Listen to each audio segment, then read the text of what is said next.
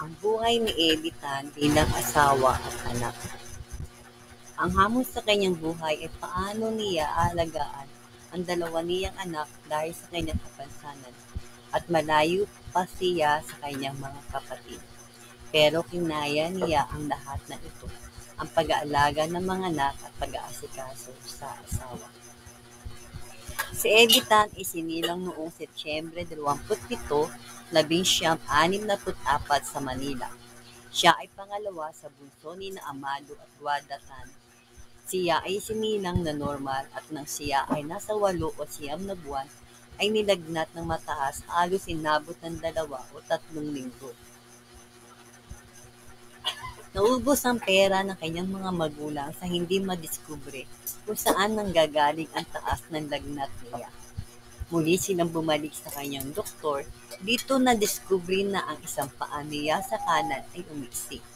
Pinagsabihan ng kanyang nanay na ang kanang paa niya ay umikli at sinabi sa kanila ng doktor na 50-50 ang tsansa na makalakad.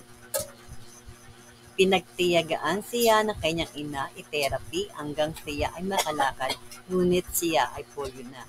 Nakapag-aral siya na hindi nakaranas ng panunukso dahil siya ay palakaibigan. Totoo na siya ay palakaibigan at masayaing tao. Itinuring niya ang kanyang sarili na normal siya. Nakapagtapos ng kursong Bachelor of Elementary Education sa The National Teachers College. Siya ay nakapagtrabaho sa Quezon City bilang clerk. Dito niya nakilala ang kanyang asawa. May dalawa na silang anak at parehong lalaki.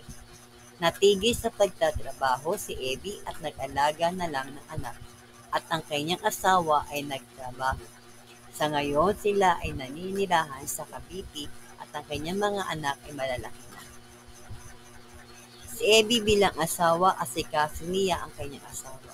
Kumilos siya tulad ng ginagawa ng normal na babaeng asawa.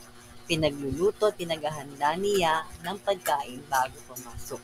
Pagdating ng kanyang asawa ay nakain na lahat. Isa siyang maasikasong asawa. Si Abby ay ginagampanan niya ang kanyang tungkulin bilang ina, inaasikaso sa pagkain, paligo, pagpasok sa paaralan.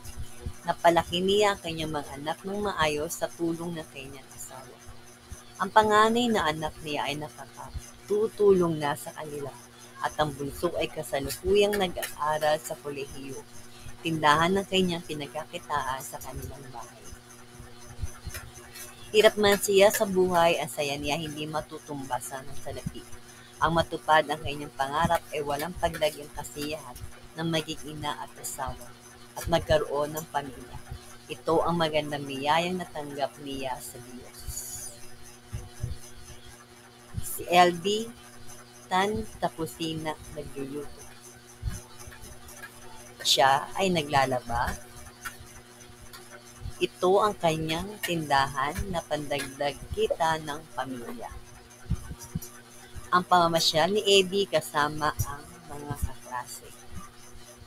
Ang hirap ng kanyang kalagayan ay hindi alintana, bagkos ito ay kasiyahan.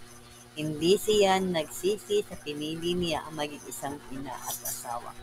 Sabi nga niya, sila ang buhay niya, pangarap niya, kasiyahan ng matupad ang pangarap niya na maging asawa at ina ng kanyang mga anak.